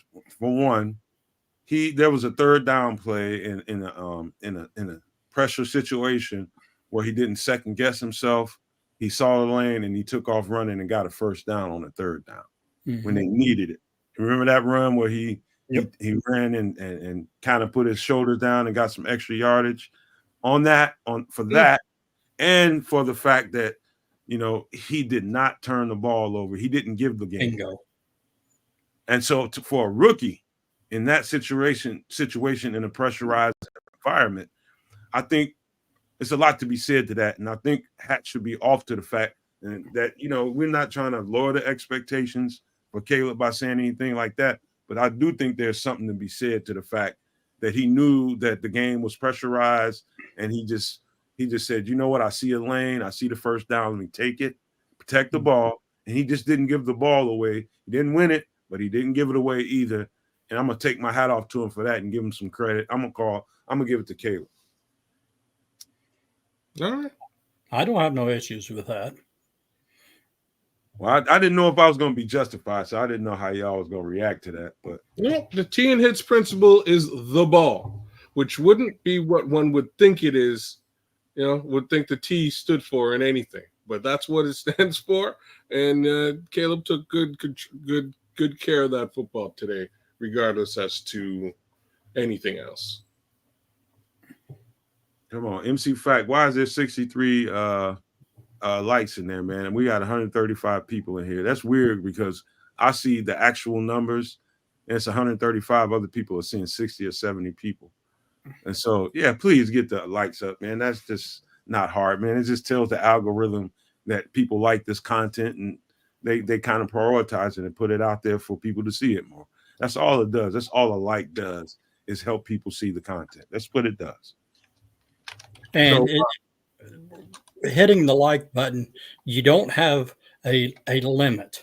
If someone wants to spend 24 hours a day giving 10,000 likes, you can do it. It don't cost you nothing but your time. And everybody that has a podcast, I don't care what the subject is, whether it's Bears football, home improvement, plumbing, whatever. They ask for that because exactly what Nomad just said. For the algorithm, it tells YouTube that, all right, people are interested in this. And I mean, it's nothing. So, I mean, another Bears podcast is not going to get pissed off because you gave us a like, just like we're not pissed off if you gave them a like. We realize everybody's going to go wherever how you see us and, the Barroom Network. So you're not doing nothing wrong. You're not pissing anybody off. It's not costing anything. And it helps each individual podcast out tremendously to YouTube's eyes. So please hit it, and thank you. I'm glad you brought that up, Brian, because I'll speak to that really quick. I think there's so much tribalism when it comes. It's everybody gets so cliquish when it comes to these podcasts. Like everybody got the podcaster and the podcasters that they rock with. You know, you like the people that are regularly here with our community, the people that love what we do, and there's people that dually love this podcast or that podcast. I just don't like for me, I just don't know how I don't feel a certain kind of way. Like I've been in podcaster shows that I don't even really care too much for. But because I was there and enjoying whatever content that was for that day, I made sure I hit that like button. You know, it sometimes it's other podcasters. Be honest with you and behind the scenes, not all of us mess with each other. Be honest with you, but I don't think like for me there's no like beef going on like people don't like each other or hate each other. Like that's not me. I don't hate nobody. You know what I mean? Some podcasters I mess with, some of them I don't, but that's just me. But if I'm going to sit there and watch a show, and the content is interesting to me, they're making some good points, the least thing I can do is hit that like button. And so that's just the way I look at it. I know how people are out here in this podcast where it's very tribal. It's very tribal. Some podcasters don't want to see the next podcaster do well, but trust and believe over at the Nomad Network, it doesn't matter what the other podcasters do. Good glory to them. You know what I mean? I'm not going to ever be the banana peel to try to slip one of them up. I don't want anybody part of this network. You try to eat it. Yeah, you might. Put it in your coffee. If you put mayo in your coffee, man, you might try to eat that thing. But I didn't say you getting twisted. I didn't say I put mayo in my coffee. But you tried to justify it, so you might. I've also been on the keto diet. I'm just saying. While on the keto diet, somebody said you should try bullet coffee with mayo. I said get bent, and that was basically the end of the whole conversation. But here we are talking about coffee and mayo, and it's a thing. People do it. $5 super chat from the Valkyrie woman. $10 super chat. $10 super chat. Great win. Keep up the great work, Nomad. There you go. A little bit of love for you, Doc. Look at that. Look at that from the Valkyrie woman. I'm pretty sure she meant Nomad and the Crew or something like that. Not just me, but I will take it as Nomad and the Crew. And we will keep up the good work. Thank you, Valkyrie woman, for being so kind with your money. We appreciate it. And she's also a member. Did you notice that? I did not. I did not see her become a member. She's a super nomaniac. She's a super nomaniac. She's always around. She pops up when she needs to, man. I appreciate her. I wish she would chat a little bit more. I'd like to see you a little bit more, Valkyrie. But hey, whenever you come and show some love, we will appreciate you for sure. But really, really back to that conversation. I think we all, and I'm gonna do my best to. And I said this many times. I said it when Braggs was on the show. By the way, we're going to get him back on here soon. We just have to work out some stuff. He's got some busy stuff going on, plus us. So we just got to find time to get him back in here. I got another little secret guest that I'm trying to bring on here soon, too. So we got some guests coming on really soon, man. We just gotta sync up some times and everything like that. But, yeah, I just wish people would stop being so tribal about podcasters. I don't think it's necessary. I think the Bears community does better when we're together. You know what I mean? The podcasters and everybody's kind of feeding off of each other. Now I'm going to be totally transparent with you guys. There are things that happen that have happened behind the scenes that I won't speak to publicly that causes me not to do certain things with certain people. I will say that and leave that there. But that's a very, very small situation. Otherwise, the whole podcasting world is wide open to us and we're wide open to them. And so I just wanted to put that out in the atmosphere. Anybody that wants to come on and do some stuff with us, anybody that wants to be a guest, anybody that wants me, I think I can speak for all the rest of the guys on here. Just hit us up, man. We'll jump on the show, but I want to be open to everybody and as many people as we can. So I just hope the fan base and all the nomaniacs feel the same way. I hope we can get back to a place where there's not so much, the little bit of hating that goes on really aggravates me, to be honest with you. So I just had to put that out there. And so James Hunter just gifted 5 nomaniac memberships. Are you kidding me, James? Wow. Oh, James. Damn it, Jim. James Hunter. Jim, that's awesome. James Hunter, the not so secret Santa. Not so Really, secret man. Santa right there. James Hunter. Shout out to James, man. We appreciate you. Squeegee, Dan Brown. Look at that. It's Crimson, you dig? Wow. Cliff Victoria. Thanks, James. That's Man, awesome, James. That's crazy awesome. Jim that's a Hunter's a lot. guy. That's a lot of love. And while we're talking about memberships and things like that, let's talk about this right quick. I'll put this back up in a second, kids. Let's talk about this because we have a schedule. We got the season schedule coming out. And so this is what the season schedule is going to look like. Now, this is tangible. Now we'll have to move some things around depending on the game and what time the game plays and some stuff me and kids were in the background talking about. So this one, let's point this out right away. Kids and I agreed that Friday, and because it's me and kids are pretty much headlining that show, kids needs that day off because I think his son's. You just tell him, kids. Explain to him why. Yeah, my boy got a scholarship to play football for the University of Canada of Calgary here in Canada, and he plays football every Friday night. So I've been watching him play. He had game 2 on Friday, this past Friday.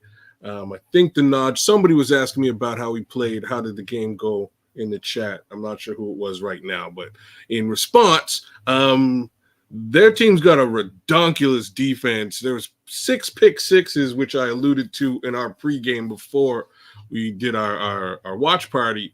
And man, we got some pick 6 love here today. We got a little bit of interception love that just sprinkled out of Calgary, and that's what I'm sticking to. I'll just keep it right there. But long story short, yeah, I got a prior engagement on my Friday, so unfortunately, we'll have to work things around in that respect. Superflex is also slightly in flux. I'm thinking I may entertain a Thursday, but I'll keep that under wraps here for now. But as it stands, I know we talked about it, but something else sort of came up and we didn't get to talk about it. But it's all good as we go through the season. So as of now, we're gonna do some extra sauce. Some extra sauce, by the way, is like an after show, like the stuff that we would be doing behind the scenes and nobody gets to see. And we'll just be having all kinds of conversations. We'll be talking about Bears. We'll be talking about mayo and fucking coffee, everything under the sun. You know, we'll be talking about hanging up your wet wipes and all that kind of stuff Brian wants to do. But everything goes in some extra sauce because we're gonna have absolute fun. That is a members only show. And because kids needs that day for slotted for his son, we're gonna move that one to Thursday at 8 p.m. Central. All right. Yeah. So as of right now, that's some extra sauce down there. That's a members only content now. Remember that's members only. So if you're a member, you'll get to watch and chat in that show. But if you're not, might want to become a member because it's gonna be a fun show. Just telling you that right now. So whoever James Hunter just gifted those Super No Maniac memberships to, he just did you guys a favor, man. It's gonna be a fun show. So and we just move up. We'll just move up on Wednesday. We'll be doing Nomad Live at 6 p.m. Central. That's with me, Sean, kids, and probably Country Santa. And on Tuesday, that's tangible because I need to work some stuff out with kids. Hopefully, we'll be able to do Superflex at 6 p.m. Central, and that's open to the public as well. And from now on, Nomad at Night will be on Sundays, the same time, and that didn't change. It's at 8 p.m. Central, and we will have that subscribers only. We need to convince some people to become subscribers. Why? Because it's free. Why not hit the sub button? If you want to chat in the show and enjoy some of the No Maniac energy, become a subscriber and get in the chat. Maybe it might filter out some of the craziness that goes on, and people can enjoy the show a little bit more. But that's going to be a subscribers only show. And as far as some extra sauce, I am open to talking a little bit more about that, how we should do that. I might open that up to some conversation with the No Maniacs. Kez and I have had some private conversation about how to go about that. But yeah, we plan on doing that on Thursday, man. So look forward to that. But the next show that's coming up here at the Nomad Network is definitely Tuesday, Superflex, unless Kez changes that. What say you, kids? You know what I want to? I have. I'm gonna say that the Scrolls is friggin' hilarious as per normal, and I'm not gonna read anything you wrote there, Scrolls, but you're killing me. I'm over here laughing my head off.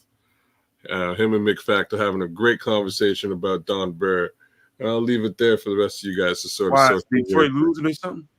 Say what? That's kind of where it started. It started with like, Matt Stafford's coming back, so it sounds like the Rams have tied up the game. I'm just happy that I'm here with a clear as day excuse as to why I'm not watching the Detroit Lions football game, because I hated the prospect of having to watch a Detroit Lions football game. So here I am. Here I am. In any event, good old jokes in the chat, courtesy of the Scrolls and McFact. It was pretty funny. But I won't I won't go down the road as to why it was funny. It was hilarious though. Anyhow. All right. You got any closing thoughts before we get ready to get out of here, man? Yeah, guys, it's going to be a season, guys. We like I said earlier today, the purpose of this season really is to determine that we've got a quarterback, right? That's what this season is. That was the purpose of the last few seasons as well, and we were left with question marks. I have a feeling we're going to know what kind of quarterback we have in the next few games, and his name is Caleb Williams, and I think Caleb Williams is special. And I think he showed a lot of that today, just not as much as we were all expecting. Not necessarily in the ways we expected him to, but in all the ways that I had questions about other people, he kind of showed me something a little bit different today. So, hey, hold on, man. What's his name again? Gerald Chakwe. Gerald Chakwe. We didn't give out a defensive game ball.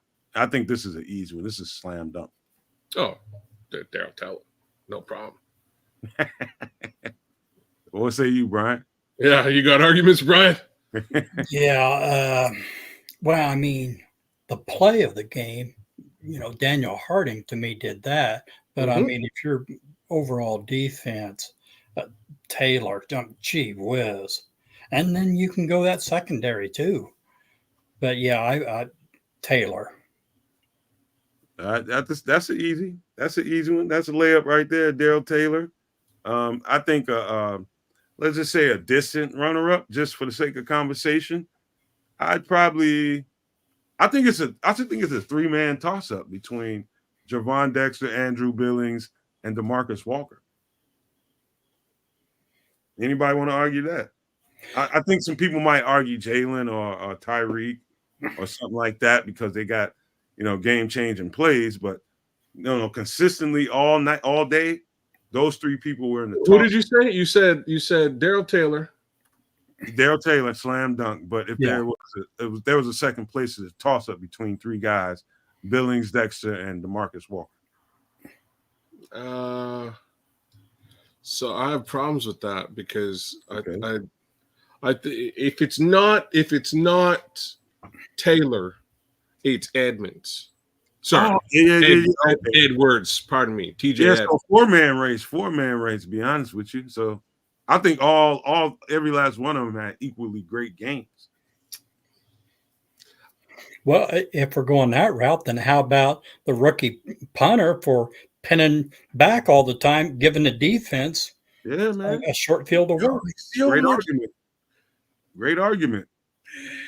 Taylor just. You know what? Like today, in today's game, I caught myself on more than one occasion be like, man, that's a good kick, though. You know what I'm saying? Like, Yes. I've never said that out loud really to anybody, but on a couple of occasions today, it was like, wow, man, look at the hang time on that kick. Look at how quick those gunners are getting down there. Look at the placement of that kick. Man, Ryan Poles, shame on you for making like. Well, I think out of six punts, 5 of them was inside the 20. Yeah, and like there was a rush when he was punting that was close to him, and he made a little adjustment while the ball was coming down to sort of make sure that defender didn't get close enough to the kick. I really like Tory Taylor. Well done, Ryan Poles. I don't. You know what I mean? I don't. Who'd have thunk? Who'd have thunk a kicker in the 4th round was a good idea? I think it's a good idea. It's a good idea. Well done. You know what's funny? There's Plank has given out memberships. My guy James Hunter's gifted out 5 memberships, and there's never once been one that's gone to my guy Cornelius Squalls, who is here every single week. Never one that's given to the Queen P. Never one that was given to my guy Junior. They're always here. And then you guys that gift out Santa memberships, man, you free to give them out to whoever the hell you want to. It's your call. But I just want to just mention that. I was like, hey, hold on, man. But equally, that we love all y'all, man. Every last No Maniac out there. It's true though. There is a bit of a special place in our hearts for those particular folks out there. Shout out to you, Patty Lara. Shout out to you, Junior, and definitely to number 2. I always say it, number 2, No Maniac, Cornelius Squalls, because he's always in the chat, always, all like the time. Clockwork. Those 3 like clockwork. Love you guys. Love and respect for always supporting the show. Thank you. If you want, and Nick, if you feel like popping in and giving some pleasantries out before we get ready to go, we're going to wrap this bad boy up with some pleasantries and get ready to close it out. Let's start with you, kids. Yeah, man. Like I say, Bears win. Not all that much to really break down here. We can get into minutia, which I'm sure we did a little bit today. But at the end of the day, the result is the 1 and not a 0. I'm with it. Let's keep it moving. Give a little bit of love to those guys out there who came through and hung out with us. Speaking of you, Cornelius Squalls, Patty Laura, Armando Jr., the Scrolls, thanks for always cracking me up, man. Scrolls, you kill me at least once a show. Yaro Chakwe, Super No Maniacs, King Book of World, Smitty Q, James Hunter, Ant Mas, Nick Albrecht. Who else is out there? We got Chai City, who came in out of nowhere. Man, who else? Cliff Victoria. Thanks for hanging out with us, Cliff. Super No Maniac, Cliff Victoria, that is. Mick Fact, Chris Foster, a.k.a. Don Burr. Who else we got? Smitty Q, Super No Maniac, Smitty Q, that is. Mark Wallace was with us. It's Super No Maniac. It's Crimson, you dig. Super No Maniac, Dan Brown. Super No Maniac, Squeegee. Wow. James Hunter, respect to you. Thanks for coming through, Big Jim. We appreciate it. And we're crushing you in Superflex this week. Cam C was with us today. Man, we had a packed house. Leo Factor was with us. Super No Maniac Leo Factor, that is. Victor Dragon was with us. AC Adam was with us. Bear Truth 9. What it do, BT9? Man, Jigsaw. Look, I'm calling it a day. Throw it over to my guy, the dude. And one more time, bear down, claws out. Bears win. I hope y'all are ready for the ups and downs of a rookie QB yet again. Because we're going to have games like this, and then we're going to have games where he lights it up. So let's just keep it going, everybody. Bear down. Go ahead, Brian. Was the game perfect? No. Was it effective? Hell yeah. Let's enjoy this victory and the rest of them that follow. I want to thank all the No Maniacs for hanging out with us. I want to wish Armando a speedy recovery. And I want to give a special shout out to James and Plank for not only just buying the Super No Maniacs. I mean, that's helpful, appreciate it and all like that.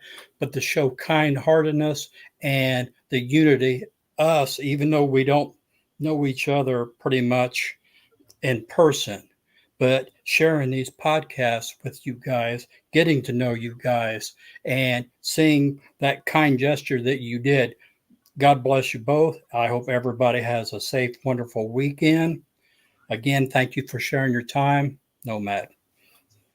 Thank you for that, Brian. That was very, very nice of you, man. Appreciated that. And first, let me give a shout out to my guy, the Bishop. me barking at your ass because you tweeting and chatting and stuff while we doing live show, man. You know better than that. But the bishop know we love him, man. We love the hell out of that guy. And don't pay no attention to that. I bark at everybody, man, because sometimes I need to be that way. But it's all love. Everybody knows inside Nomad's damn teddy bear. I'm all soft on the interior and hard on the outside. That's just the truth about it.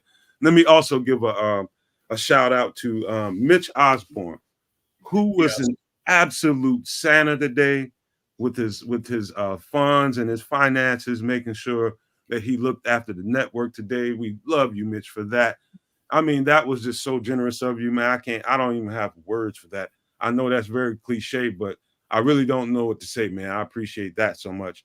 And I speak for everybody at the Nomad Network, man. That was very kind of you, bro. Very, very kind of you. Also, shout out to everybody that gave a super chat today. Valkyrie Woman. Shout out to James Hunter gifting 5 memberships. Shout out to Plank. They gave out 2 or 3 today. We got Santas all over the Nomad Network, the Nomad Network community. I'm so glad. And I'm going to close this by saying this, man, because I do believe that you set a tone when in leadership, and I'm not getting ready to pat myself on the back or toot my own horn or anything like that. But I was very intentional, and so was Chris. And and I'm talking about not to say that kids and everybody else that's been a part of the network thus far, who's here, or the people that are not here. Everybody played an integral role in getting this network up and rolling. But one of the things I know that I was intentional about, Chris and I talked about this on a regular basis. I knew that I wanted to be a difference maker in the tone that I set, and the message that I gave out there. Yes, I do have a very colorful tongue. When I'm excited and I'm passionate about something, things come out of my mouth. But don't ever take it as me being disrespectful towards someone. I'm never disrespectful towards someone, ever. And I don't tolerate any disrespect. And so I don't give it. That's one way to deal with that, is you don't give out disrespect, and hopefully it doesn't never come back to you. That's called karma. You know what I mean? And I really believe highly in that. I believe that we set a certain kind of tone and tenor here on the network. And I think you set it that way, and the community follows, and then the community takes that ball. It's kind of like what Flus is doing. You set a standard and you just pass the rest of it to the team. And that's what the Nomad Network is, a team. And I include everybody, every Nomaniac that's involved. We're all a team, every last one of us. And I pass it on to you guys to set the tone and keep the standard of a positive community. We don't have to tear each other up to be a part of a chat and enjoy each other. You know what I mean? I was intentional about that. And I get overjoyed sometimes when I sit around when I'm not doing anything and I get a chance to really reflect. I get to thinking about the standards that you guys set in the chat. It's like I don't have to actually respond to everything that every time somebody comes into the chat. I don't have to respond to it all. You guys will. And that's the beautiful thing about it. I will say this, and Plank won't mind me saying this, but he said something specifically to me late last week or early this week that really got to my heart. And he mentioned something that someone said, in the chat the other day, and he took offense to it. And I did too, but I closed the show without being disrespectful to that individual. And, it's just a way to do things. When you come in being somebody's show, I think you should be some kind of respectful towards those people, no matter how they go about doing their podcast. People want to criticize because nobody knows what my face looks like and all that kind of stuff. Let me tell you guys something. The more and more I watch social media and read and watch current events, read the news, watch the news, time after time after time, I keep seeing different YouTube personalities or social media influencers coming up dead. People are out there absolutely snuffing out internet personalities. And so before I decided to get into this, believe it or not, I thought about that. It's kind of a newer thing. You starting to hear some of those stories. I don't know if you guys have been paying attention to it, but that's absolutely a thing out there. Some people are just crazy enough. Hey, aren't you such and such? Next thing you know, they want to shoot guns at you and things like that. You know, that's crazy. And, you know, I didn't get into this for that. That's one reason why I don't show myself as an appearance or a personality. That's one of the reasons. I just want to go about my life and be normal. You know, I want to go in the store and get my milk and eggs and come home. But I have my reasons for everything I do. I don't need to hide from anyone. I choose to not be a visual personality. And hopefully someday down the line, everybody can respect that choice because there's layers to it for me. You know, a peace of mind, privacy, I enjoy all of that. And so there's part of my big reasons why I don't become a visual personality. Hopefully everybody has gotten enough of me and has enough of a feel for me where they can respect that. And so, yeah, with that being said, man, I want to thank everybody for coming here again. Thank everybody for the super chat. Mitch Osborne, James Hunter, everybody, Valkyrie Woman, everybody that sent the super chats. And you guys have been great tonight. It was fun, man. We enjoyed this win, getting ready for another one in Houston. I do feel like we can get that win. I don't think it's impossible. But we're going to talk about all that coming up this week. So stay tuned for the next show, and that's on Tuesday for the Superflex Fantasy Show. We're going to have a good one there.